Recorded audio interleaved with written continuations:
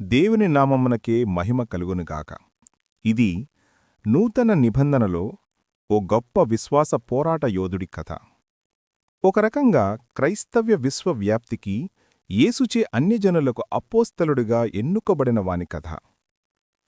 అపోస్తలలో ప్రత్యేక గుర్తింపు పొందిన వ్యక్తి కథ.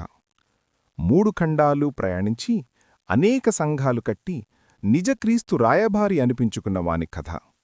చివరికి జైలులో ఉన్న సువార్త వ్యాప్తికి జైలు గోడలు అడ్డుకాదని నిరూపించిన వాని కథ. హతసాక్షి గావించబడిన వ్యక్తి కథ.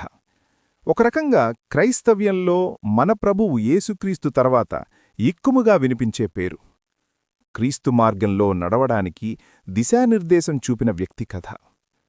పరిశుద్ధ గ్రంథంలో క్రొత్త నిబంధనలో తనకంటూ ప్రత్యేక గుర్తింపు తెచ్చుకున్న వ్యక్తి.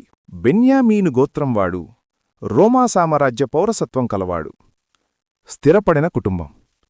తన కుటుంబం మరియు బంధువులు యూదా మతాభిమానులు మరియు పరిసయ్యులుడై ఉండి రోమా పట్టణ పౌరసత్వం కలవారు.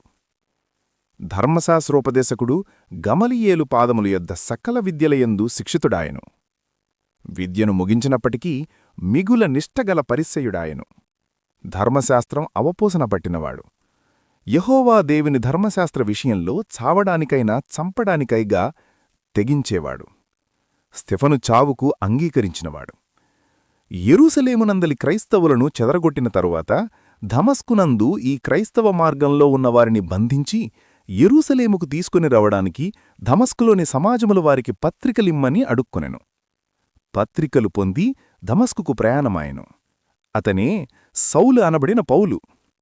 కాని దేవుడు అతనిని తన పనికి పిలుచుకున్న తరువాత అనేక ఆఖరి దొప్పలు కూర్చి అనేక హింసలు, అవమానాలు, శ్రమలు, దెబ్బలు, కారాగార శిక్షలు అనుభవించి తన పరుగు విజయవంతంగా ముగించిన ఓ గొప్ప క్రైస్తవ విశ్వాసయోధుడు.